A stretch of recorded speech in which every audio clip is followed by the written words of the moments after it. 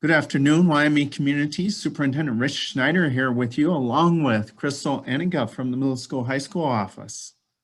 Hey guys.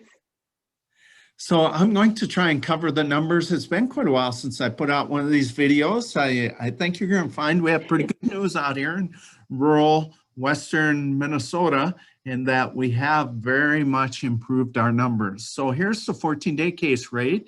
Not ideal because, as you can see, that only runs through December 26th, but still it's indicating to us we are dramatically improving. From our high of 184.43, we're all the way down to 66.88. And that's kind of true for the whole region. So with our numbers there, it still puts us that they are recommending that all of our buildings would be in distance learning. That's just recommended policy. We can use the scalpel approach to find data that's more relevant to us. Here's kind of some interesting information. You can see that the Minnesota counties, the number all the way over to the right, has dropped dramatically over the past two weeks. That's very good signs for us. So maybe we're starting to turn the corner a little bit. We don't want to get overly confident and drop our guard. Here's some information from yesterday's daily case rate, as you can see. And what I did is I actually put some of this information out to our incident command team. So this information is based upon 1 week's data. So new cases yesterday, though, for Yellow Medicine County and Chippewa County were both 4. Renville was 10. But since I last reported in the past, it was actually 10 days because of the holidays, 8 or 10 days, somewhere in there. The number of deaths did go up significantly in Chippewa County. Renville County only went up by 1, and thankfully, Yellow Medicine County did not change at all. But you can see over the past week to 10 days, we have seen 50 new cases in Yellow Medicine County, 74 in Chippewa, and 57 in Renville. Active case data, 2 different sets of data. We get some of it from that link there, the Countryside Public Health dashboard. That does not include Renville County. They're actually part of the Southwest area. And so they're not, I have to get that information from them in an email. So as of yesterday, for Renville County, they actually dropped down by 30 since we last reported. So that's pretty good. Lac qui Parle dropped by 2, Chippewa County dropped by 32, and Yellow Medicine County dropped by 4. That's over a week's period of time. COVID-related absences for our students and staff here.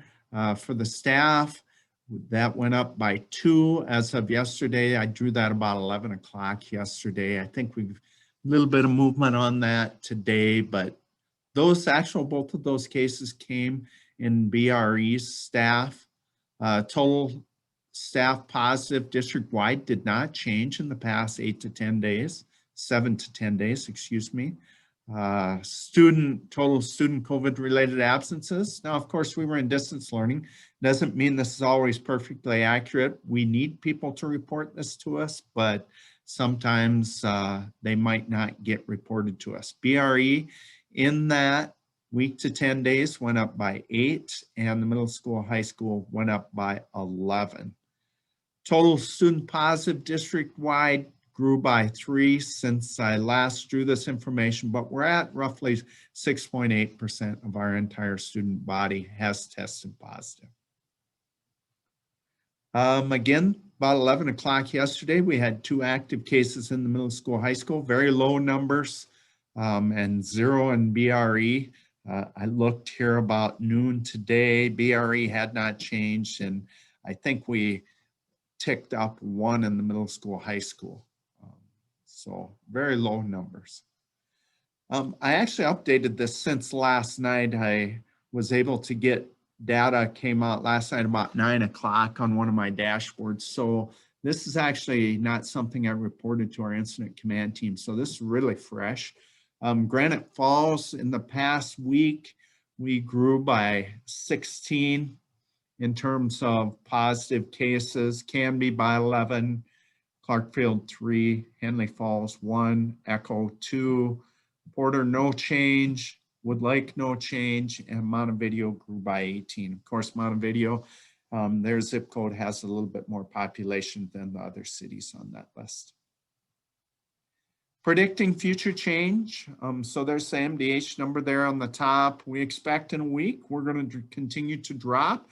We did see, I think it was 3 consecutive days in Yellow Medicine County where we had 0 new cases. So 3 consecutive days. So that impacts that number dramatically. Chippewa has improved dramatically. They were even higher than us at their worst point. And we see that continuing. Now that bottom number, I suppose we're going to plateau in that upper 40s to low 50s for a little while here, unless we get a peak from the holiday season. Impossible for us to say at this point. Latest information from Minnesota State High School. Lake Winter Sports started on Monday, according to the governor's executive order. Participants are required to wear masks. There are a few exemptions with that, but they're only allowed exemptions if they get a note from the licensed physician. And there's certain parameters that they're trying to go by. I know there's information out there, people say from the CDC about not wearing masks. I was just on the CDC website. I didn't see that. And so we also received information from Mayo Health Clinic that masks should be worn during activities. And we know they're going to need a period of time to get adjusted. Capacity for home events was put out yesterday. We're still trying to muddle through how that might look.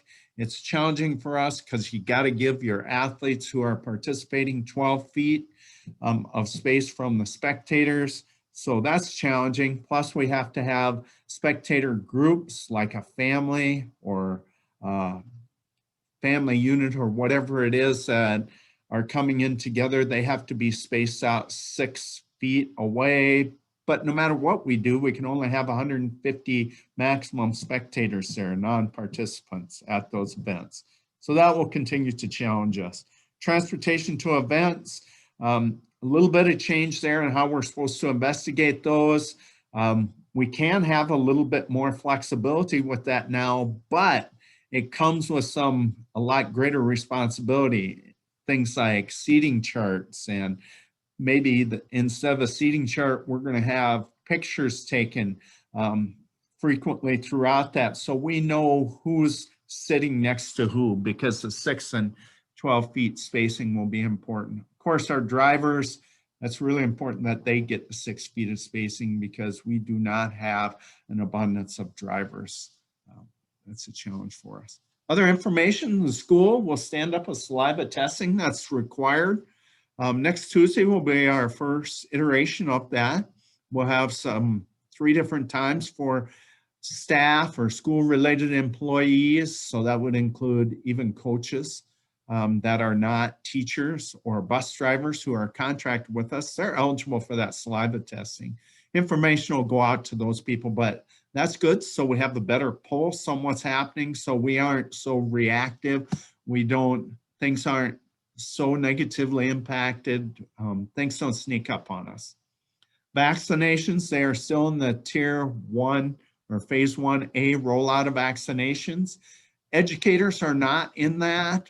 There are some school employees that are actually in that 1A phase. They could be a firefighter, EMS, or something like that. Or in our case, we also have a couple of nurses here that are eligible for those vaccinations as part of that group 1A. We're suspecting we will get about a week's notice when we're going to formally start rolling out those vaccinations, but it's pretty vague right now because they aren't sure how quickly those vaccinations will be available because not everyone is taking them. So we have to monitor that.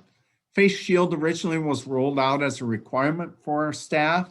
Now they've changed that to strongly recommended. So I put out something the next day after I had bought a lot nicer face shields for the staff. We put out something that we're going to allow them to make an independent health choice. Of course, you know, your choices will impact our decisions we have to make if there were a positive case here too. We updated our method for changing models in middle school, high school. The governor wants to make sure our youngest students are here as much as possible. So we did accelerate a phased in approach where we brought in all of our K through 2 on Monday and Tuesday, and then grades 3 through 5 on Wednesday and Thursday. We did our middle school all came in on Monday, and they have been here all week. And then our high school started transitioning in to their AB on Wednesday. So A came in, the A group came in on Wednesday, and the B group came in on Thursday. What some of the regulations are is if you're going to move to a less restrictive model, which in our case, going from distance to hybrid is less restrictive, you can only introduce 3 grades at a time. We had our plan out in front of this executive order, so that's why we were able to bring our students back in an accelerated fashion. Good news, auditorium floor is currently usable. The seats are not yet. We're working on that. We work as hard as we can. But over the break, we brought in a contractor. They tore down the plaster and the suspended ceiling above that area. It's usable. We're using it for dance practice. It's really not usable for basketball because the floor has been damaged. There's actually holes in the floor. It's warped severely because of the water. Thank goodness our dance participants and program in general was willing to use that space. So ISSA command team met last night. We decided we will continue with this model that we're on at least through the week of the 22nd.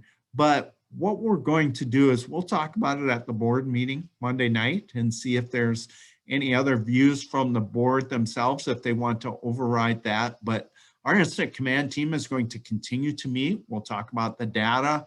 We also talk about things not just related to the data. We talk about how this is impacting students, staff, community, and that our decision isn't made in isolation. Okay. Crystal, do you have anything you want to add today? I do. I just have a couple things. First off, I want to add a comment because I know we have not had a multitude of students in the building for quite some time, and just to see and hear the laughter and the smiles and the teachers' faces, it was like a whole different place. So it was so nice to see the faces and to get all that action back in the building. Just a couple announcements. End of semester, Q2, semester 1 will be next Wednesday. Nope, I lied. The 15th, Friday. So that will be the end of the semester 1. And then we have no school the 18th and the 19th for staff development, and semester 2, Q3 will start on Wednesday, the 20th. So if there's any schedules in the middle high school, if there's any schedule changes that need to be made, please email them to Mr. Luft or submit them through Google Classroom. I believe he's doing it that way. And then if there are any families specifically in the middle high school, I cannot speak for Burt Rainey, but in the middle high school that may be, thinking about staying in distance learning, I did send a form to the current families on our distance learning list that have opted out of in-person. So if there is anybody that would want to continue distance learning that we do not know about already, please contact us in the office and I will take that information down. But other than that, I don't have anything else. Just a little background on that. The reason we do that is it's really hard on us when families come and go as frequently as that. There's a lot of things we need to do to make that distance learning successful. And that's required within our safe learning plan, the state's safe learning plan, to offer that distance learning option. But we don't allow people to transition back and forth just willy-nilly or whenever they want to. Okay. Yeah, it takes a little more time and trying to figure out the spacing in the classroom. So that's why we ask. So I appreciate that. And that's all I have. All right. Thank you, folks. Stay safe. Remember to wear your mask, social distance, avoid gatherings, do all the safe things that will help us all stay safe. Thanks, folks. Have a great week.